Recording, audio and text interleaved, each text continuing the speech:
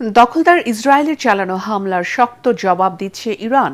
Tel Aviv ও জেরুজালেমকে গাজার মতো বিধ্বস্ত করে দিয়েছে ইরানের বিপ্লবী গার্ড সেনারা। রাতভর মুহুর্মুহু মিসাইল হামলায় বহু ইসরায়েলি নাগরিক হতাহত হয়েছেন। ইরানের সর্বোচ্চ ধর্মীয় নেতা আয়াতুল্লাহ আল খামেনি জানিয়েছেন, সম্মুখ যুদ্ধে ইসরায়েলকে মোকাবেলার জন্য ইরানের সামরিক বাহিনী প্রস্তুত। এক্ষেত্রে ইসরায়েলের প্রতি কোনো দয়া দেখানো হবে না বলে হুঁশিয়ারি দেন তিনি। বিস্তারিত শরীফুল ইসলামের প্রতিবেদনে।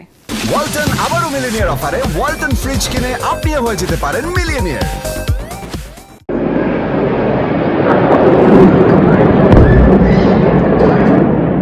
ইসরায়েলের হামলার জবাবে শুক্রবার রাতে মোট ৩ ধাপে তেল আবিব ও জেরুজালেমে হামলা চালায় ইরান।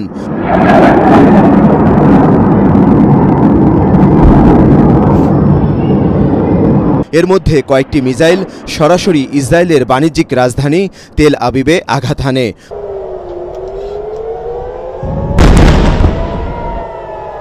প্রথম ২ দফার হামলায় অন্তত ৪১ জন আহত হন।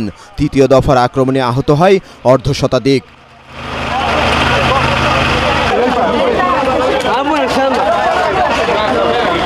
ইরানের বিপ্লবী গার্ড সেনাদের বৃষ্টির মতো ছোড়া ক্ষেপণাস্ত্র ইসরায়েলের কেন্দ্রীয় শহর রিশন লেজিওনে এসে পড়ে।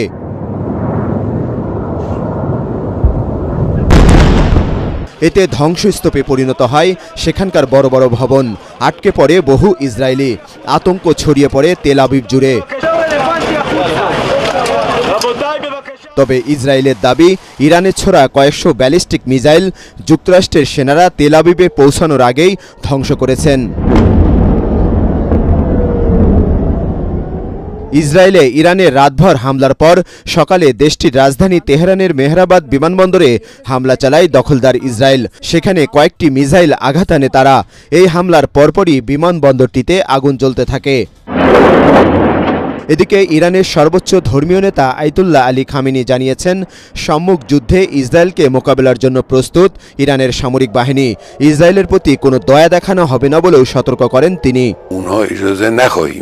ইরানে হামলা করে ইহুদি শাসক গোষ্ঠী একটি বড় ভুল, গুরুতর অপরাধ এবং চরম বেপরোয়া আচরণ করেছে। আল্লাহর কসম, এই হামলার ফলাফল হবে গুরুতর এবং ইহুদিরা ধ্বংস হয়ে যাবে।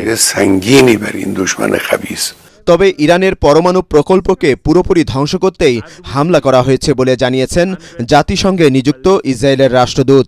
আগামী ৪ থেকে ৫ দিনের মধ্যে সেই লক্ষ্য পূরণের হুমকিও দেন তিনি।